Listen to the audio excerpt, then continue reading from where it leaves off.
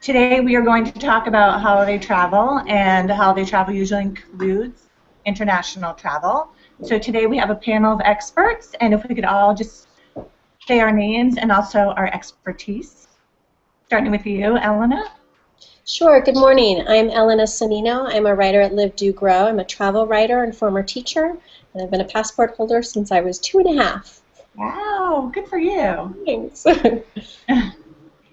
Hi, my name is Cain, and I'm a travel blogger behind GirlGoneTravel.com, freelance writer as well for Expedia, and a constant travel, obviously, but a passport holder as well. Hello, I'm Brenda Sprague. I'm the Deputy Assistant Secretary of State for Passport Services. And I'm Jim Pettit. I'm Deputy Assistant Secretary of State for Overseas Citizen Services in the Bureau of Consular Affairs. Well, thank you, everyone. We're so glad that we all have you here.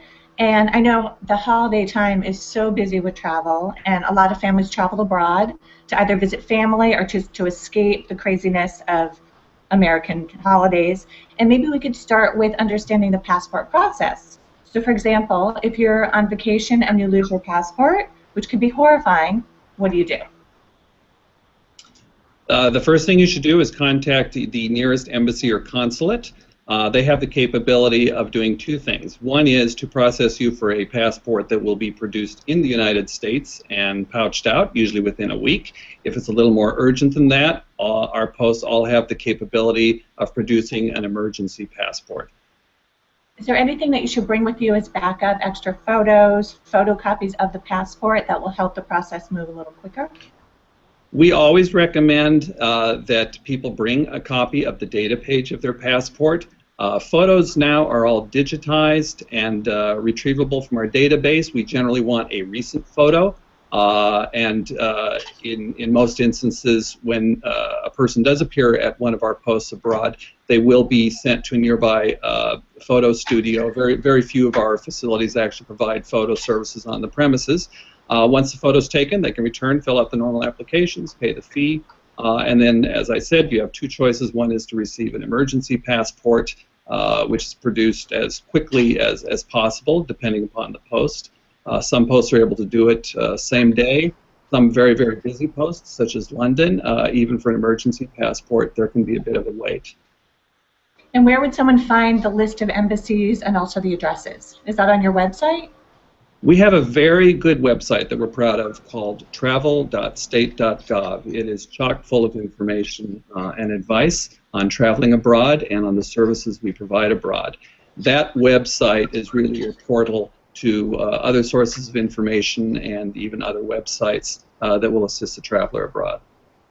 If I could just make a point, if you do end up getting an emergency passport when you get back to the United States, you take that emergency passport and you can turn it into a full validity passport. So although you have to pay for a full validity passport when you get your passport overseas, when you get back home it will be replaced with a full validity passport that can travel anywhere in the world. Can you talk a little bit about the expense of that? You know, a lot of times if you've lost your passport, you've probably also lost your credit cards and cash and so forth. So how would someone go about getting an emergency passport if they don't have any of that to pay for it? It's not uncommon, especially for victims of crime, to lose credit cards and cash and find themselves temporarily destitute. In this day and age, there are many easy and commercial ways to get cash. If you are lucky enough to still have your ATM card, obviously that would be your first choice. But other sources are bank-to-bank transfers. Western Union operates all around the world, and it's simply a matter of contacting a relative in the States who can wire you the money. In a worst-case scenario, though, our posts can assist with the transfer of funds through the State Department. It's not necessarily the most economical way to do it. Thank you. So let's talk about applying for a passport for children, because I think many people think babies don't need passports, but we all do. And so if we could talk about what the process is like getting your child a passport, and if it's different for certain age groups. Thank you for that question. You're correct. Every child, including an infant in arms, requires his or her own passport. The very first thing you must remember about a child's passport is it is only good for 5 years. From infancy to age 16, passports are only valid for 5 years. So your child's passport will not have the same validity as your passport, even if you obtained them all at the same time. The second thing to remember is that we require two-parent consent for any child under the age of 16. And that means the name of the parents that is on the birth certificate. So that if you, for some reason, both spouses are not able to come with the child, who must apply in person, either at one of our passport agencies if you're dealing with an emergency, or at one of the 9,000 passport acceptance agencies that we have across the United States, about 60% of which are post offices. Both parents must appear in person with the child to apply for the passport. Or if one of the parents is unable to apply, they may complete a notarized letter. We have a form, a DS 3053, in which the parent gives consent in front of a notary, and one parent can then apply with the notarized consent. If, for example, you have lost contact with the father or mother of the child, we have an ability to issue a passport under exigent circumstances, and of course, as good government bureaucrats, we have a form for that, a 5525. However, in almost all instances, we are going to push the parent to have consent from both parents. It just makes life easier. We're doing this because we worry about parental abduction. But in addition to that, we do have people who have sole custody. If they can bring us a certified copy of the court order that gives them sole custody, then they can do it with only one signature.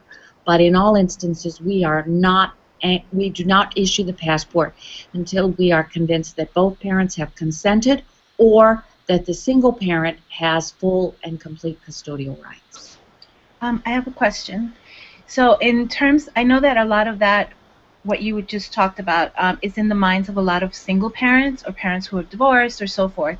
In terms of traveling with a child and one parent, but you're married, for example, would you still kind of require some sort of paperwork or notarization or permission, letting everyone know that the other parent who's not there, not just your ex-spouse, but even your current spouse, consents to you traveling with your child without them there? We do. The Department of State doesn't control border security entering into the United States. That's the Department of Homeland Security. If the child is properly documented with passport, border officials coming into the United States or exiting the United States will not have any questions. However, every country is different. I think it is normally prudent to have some written notification or some written confirmation from the non-traveling custodial spouse that in fact the child, you do have their permission for the child to enter and leave the United States. And it isn't just third world countries that might impose that. Some Western countries have very strict rules. So I think it's a good idea to get that letter. It's not required by the United States, but you might want to check travel.state.gov for the particular country where you are going to be traveling and make sure what requirements exist for traveling without both parents if you are comfortable with the child. If I could just add, and I don't know if it was overkill, but we have a divorce situation where I share custody with my ex-husband, and my daughter's now 9. And when we've traveled internationally over the course of many years, we've always had a letter from my ex-husband, additionally him stipulating that we had the medical consent to make any emergency decisions, all in the same letter, just so it was in one place in case there was ever a question. I've never been questioned, but we've always had it just in case.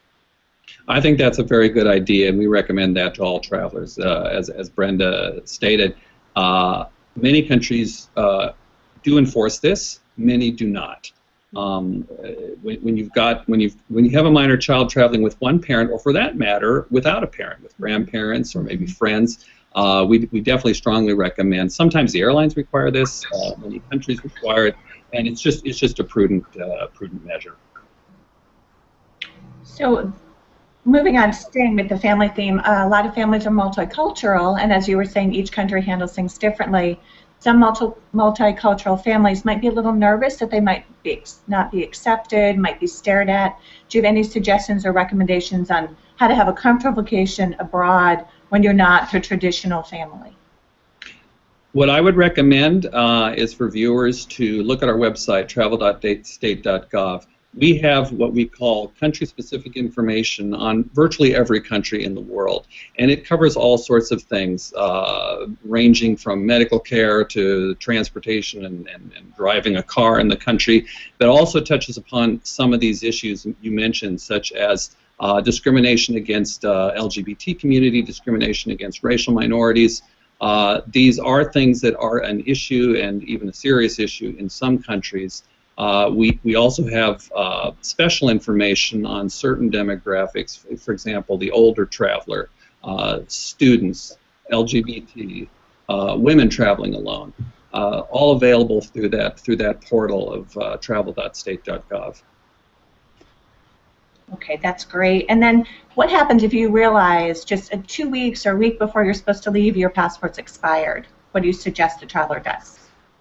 We have a network of 27 agencies across the United States that are available to the American public. You can call our national hotline. It's not a hotline, it's a customer service line, and make an appointment. We are everywhere from Honolulu to Miami, from San Diego to St. Albans, Vermont. You can make an appointment at one of these agencies, come in. Normally we like to have overnight to get the passport back to you, but in a real emergency we can do it on a will call basis. You do have to pay an extra $60 for an expedite fee. However, we take great pride in making sure that people make their trips, and we will do whatever we can to get you on the road. You will have to, in many of our agencies, in order to make that appointment, you will have to give us proof of travel, because we have very heavy demand in places like Los Angeles and New York and Washington for appointments. But in any event, you pay the $60, you pay your other fees, and we get you a passport as quickly as we possibly can. If you have a little more time, you can go to a postal acceptance facility or even mail in, for example, a renewal with the $60. We handle it on an expedited basis. We promise you we'll get it back to you in 2 weeks. And we almost always, in fact, I would say, we always meet our 2-week service level agreement. So if it's immediate, if it's less than 2 weeks, you can go to one of our agencies. If you have a little more time, 2 to 3 weeks, you can apply through a post office or just mail in your renewal if that's what you need with the extra $60 expedite fee. And we'll get it back to you just as quickly as we can. We have times of the year when we're busier. Right now is a little quieter. It's generally crazy busy beginning the 15th of January till about the 15th of August. But we do have a little lull in the fall. So you can plan your need for a passport accordingly. I have to say that I've benefited from your expedited services, and they do work. And one of the things that I was living in New York City in Manhattan, and one of the things that that also helped was in not just focusing on like the Midtown office, you know, expediting office, but looking at offices that maybe were in New Jersey or somewhere outside of the major hubs, just to kind of avoid the crowds and the lines a little bit. But it works wonders. I love it. So, I was wondering, I actually had a question. I recently heard of a friend and colleague who was traveling with her son internationally, and they discovered that not only did her son need a valid passport, obviously, but it needed to be valid for 6 months after her trip. And I'm not sure that people realize that. Is that something that's pretty standard for a lot of different international destinations? It is pretty standard. It is by no means universal, but there are many, many countries around the world that do require a minimum of 6 months validity for your passport to enter the country.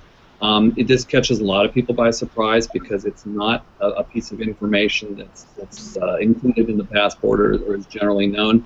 We certainly mention it in our country-specific information that we have online. But it can certainly lead to disappointment, frustration. So we do recommend that people check the validity of their passports and ensure that they have at least that 6 month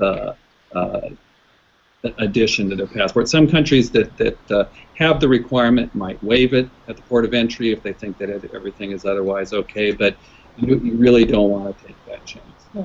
Another thing, if I could just put this out there, another thing that we encourage travelers abroad to do is to enroll in what we call STEP, which stands for Smart Traveler Enrollment Program. This is something you can do online. The reason it's important is not because we want to track travelers. We have too many of them. About 65 million Americans travel abroad each year. But to provide points of contact in case of emergency. And that goes both ways. Some people, if something happens to them, we want to be able to reach their emergency contact. But also sometimes people in the U.S., there may be an emergency that they need to inform the traveler of. So we very much recommend that people do that. I'd also like to add, it's important to remember that many countries, not many, but a lot of countries require a visa, also immunizations, and also they might require a letter of invitation. So it's important to get all these things done way in advance. As someone who just went to Russia, I know you can't not leave things for the last minute. So it's important.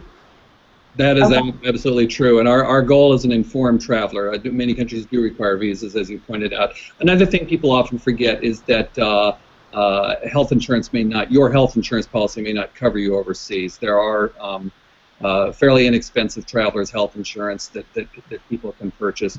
Older travelers need to understand that Medicare does not cover them overseas either. This is probably one of the most common emergency situations we find overseas are people who are either injured or fall ill. And in some countries, it's fairly draconian, and hospitals won't even admit someone unless they can pay cash up front or give some guarantee to that extent. The U.S. government does not cover health costs or health insurance for people abroad, and I think that's one thing that many travelers don't think about when they travel. So we would urge you to check and see if your health insurance covers you overseas, and if not, purchase temporary health insurance that would cover you overseas. We used to, when I was younger, I was doing a lot more scuba diving, and one of my scuba diving certifications actually carried international health insurance, and that was part of why we kept it going for a long time, to make sure that we had that in place just in case. And does the embassy help at all in terms of recommendations for medical centers or hospitals? Is there any way to find that information, that that's something that you should do in advance in terms of research? All of our posts list local medical care providers. We don't recommend any. We're prohibited from doing that, but generally we focus on the quality of medical services provided as well as English language capability and that sort of thing. In some countries, you are not going to find an acceptable level of medical care, and in cases like that, it's very important that your health insurance policy include medevac insurance. Medical evacuation can be very, very expensive, tens of thousands of dollars. And it's a fairly standard benefit in a lot of travelers' health insurance. I know my father's a surgeon, and whenever he travels, he always looks for the Western-trained doctors. English language-speaking doctors are essential because you need to know, you need to be able to communicate. So those are little things to remember. Okay, so let's have fun. Let's think about, you finally have your passport, your visa, your immunizations, and this is to Carol and Elena. What can you do to make sure you have a wonderful experience with the children who probably are accustomed to their routine? They love their mac and cheese, they love their TV before they go to bed. What can you do to introduce them to these new worlds without having them break down and cry? Well, my children, what we try to do, so for example, I have an 8-year-old who's a very picky eater but wants to go to Japan. So what we have started to do is just at the same time as we're saving for the trip, we're also introducing him to different Japanese cuisine and kind of just saying, you know, you're going to be eating this when we get there, and this is what they're going to have when we get there. And I think that, you know, if it's a combination of kind of talking to them about the trip and getting them excited about it, and then if possible, kind of inserting some form of, you know, what they could probably expect. Of course, then I'll probably get to the hotel and they'll have mac and cheese on the menu, at which point I'll, like, you know, but you know, just kind of like figuring out what the cultural norms of wherever you're going is, and if possible, trying to incorporate some of those culinary elements. Obviously, it's not going to be authentic, but something to kind of get them excited and make that connection, and kind of get them used to, so that it's not a shock for them when they get to that place and they see, you know, that this is primarily what they're going to probably be eating.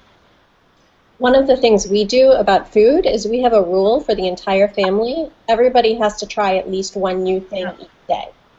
And we may not like it, but we each try, and then we try what, you know, if we want, what the other is having. And that way it's a rule for all of us, so that my daughter sees that it's not just we're expecting her to try these new things, but we have to push ourselves outside of our comfort zone as well. The other thing we do is a lot of pre-planning, and I'm a big believer in previewing a place and building that background knowledge, so that when they get there, they feel like they're meaningful partners in the vacation. And it depends how old the children are, of course. But, you know, with the age of virtual tours, those can be great resources for children to become acclimated to an area, a language, and start to see what they might want to see. You know, when students get to that 8 or 9 years old and up, they can actually even start planning parts of your days or your itinerary, and really involving them, I think, adds that element of excitement and motivation. And do you feel like you can travel with a child of any age? The experience is different, but there's no need to not travel for the first, say, 10 years of their life. My daughter traveled for the first time when she was 6.5 months, and I'll never forget, we got on the plane, and we happened to be using my parents' points, and so we were sitting a little bit further up in the plane than we would be if she was just traveling with us. And I remember a gentleman looking back at us and saying, "Oh, I thought for sure this wouldn't happen." And I said, "Well, luckily she's a good traveler, so hopefully that, you know, tradition will continue." And afterwards, he actually thanked us and said, "You're right, she was an excellent traveler. I'm sorry I made that comment."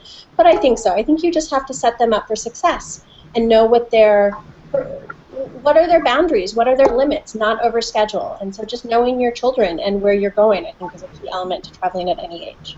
My first travel experience with my kids, I have a 16-year-old, an 8-year-old, and a 7-year-old, and the little ones were 1 and 2, and we tried to get on a plane, and it was awful.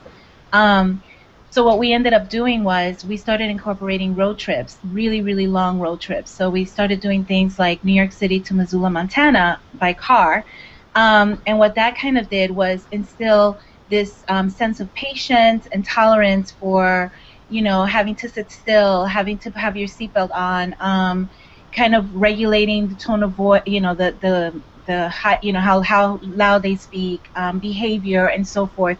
And so we basically broke our kids in or down, or whatever you want to call it, by kind of torturing them through these really extensive road trips. And then once they got acclimated to that experience of what it is like to be in a car for a long period of time or so forth, then they became really used to and knew the behavior, the expectations once they got on a plane.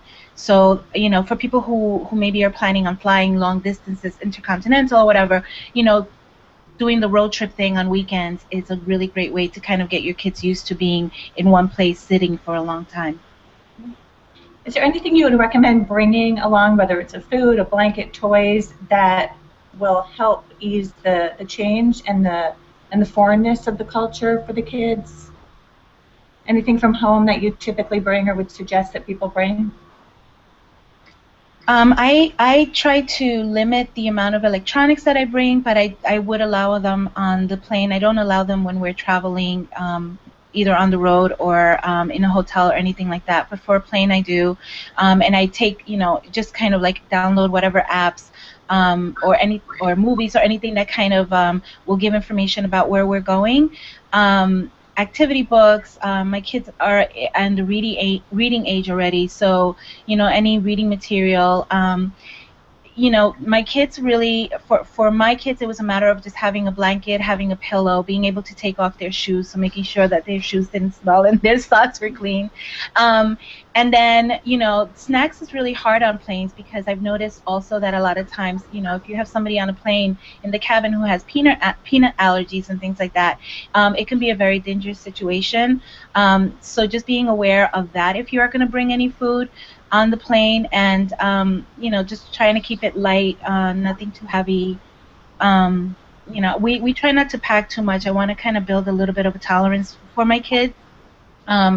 But we do, you know, try to give them a lot of reading material and activities that they can entertain themselves with. And the only other thing that I would add to that is a journal. And whether it's through an electronic device or a separate old-time camera, let's call it, some type of way for them to capture their own memories. And you know, one of our rules is that, you know, my daughter has to write, or at least draw a picture about what she saw every single day, so that she remembers. And then she can go back and she can look through my pictures, her pictures, and create some type of memory. The other piece is, you know, I'm a big believer in actually travel being very educational, and so being okay to be out of school occasionally for a worthwhile trip that's going to offer a cultural experience. And so that can really, you know, bring in that educational piece and comfort the teachers that you know that you're still providing that access to those experiences for your child, and making it really meaningful on a lot of different levels. Do you ever do anything afterward, like you said? Do they go to school and show off some of their souvenirs? Do you talk about it afterward or on the plane? What were the highs and lows? And do they even talk about where they might want to go to next? Yeah, you want to make sure your kids have the travel bug. Absolutely. I know that I would always want my children to inherit that. We absolutely, and I think sometimes it depends on the age as far as the sharing in the classroom. I think as they get older, they're less apt to have a formal sharing time, but they'll talk about it with their classmates. My daughter, we spent, you know, 6 weeks in Italy, and you ask her what her favorite part of the trip was, or what the most memorable thing was, and she'll say, well, I got locked in the bathroom one morning. I'm like, that's really what you want to share about? But it's being, you know, acknowledging that those are the moments they're going to remember, and then bringing out of them, asking them the next questions. She has a list of places. We all have a list of places that we want to see, and we itemize those and kind of reflect on those every once in a while, and especially over the summer, that's when I have an opportunity to travel a little bit more just with her, and we'll try to, you know, go to places that are closer by that are on that list. For my kids, yeah, my kids, because they're my kids, it's all about food. So wherever they had their best meal, that's where they want to go to. Or wherever they expect is going to have good food, that's where they want to go to. But, you know, whatever memories the kids have about travel will probably not be what you expected. I mean, I remember being on a Mediterranean cruise, and we got off to go to Rome, and I left my wallet on the ship. So by the time we got to Rome and I realized that I had no money, and 8 hours before we got picked up again to go back to the ship, it was, you know, it was too late. But still, of all the countries we visited and of all the things that we did, and this was with my teenager, you asked my teen, like, what was his favorite place, and it was Rome, and it was because we were broke, and it was like, for him, it was like this big sense of adventure. You know, how do you survive Rome with no money? And I think for him that was a sense of pride, and it really instilled in him this sense of, like, I'm a real traveler, that I was able to do Rome, you know, with like 3 euros in my pocket. So, you know, I think what the kids will perceive as being one of the best experiences or memories will probably not be what you think it is. But, you know, as long as you nurture that and, you know, encourage that, then, you know, it should be great. And I think a key to that, and Carol hit on it, is, you know, he felt really invested, and I think that's key to helping them create those memories and things that really stick out to them. When you give them ownership, whether it's where are we going to go today, or what are we going to do first, or those types of things, letting them pick, the more we can do that, I think the more that creates those really solid memories that they're just not going to remember just because you showed them the picture. Okay, well, unfortunately, we're running out of time, so I just want to take it back to the Department of State and to Brenda and James to see if you have any final thoughts on how American families can have a wonderful trip abroad over the holidays.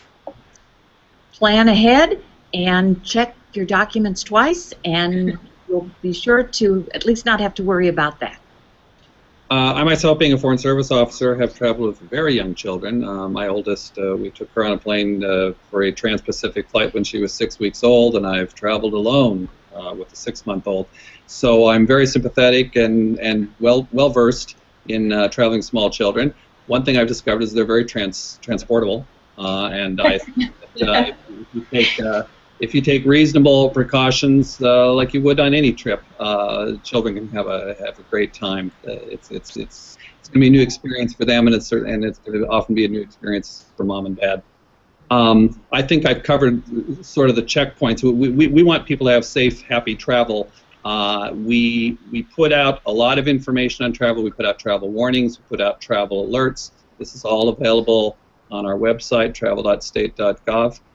We never tell people you can't go to a country, but we will give a description of what you might face in certain countries. There's a niche of the travel industry called adventure travel that actually use our travel warnings and advisories to plan their trips, but I certainly wouldn't recommend that for anyone, and certainly not people traveling with children. I just want to say that for those families that don't have a passport, you know, to really consider it, and for those families thinking of getting their children their very first passport, we made a really big party out of it. It was a big celebratory occasion in our house. And I think that if, you know, you can make the entire thing from getting their picture taken to filling out the form and everything just a really big deal, it can really get them excited about, you know, their future travel as well. That's a great idea. Well, thank you everyone for joining us today, and have a wonderful holiday and travel safely. Thank you. Same to you. Thank you.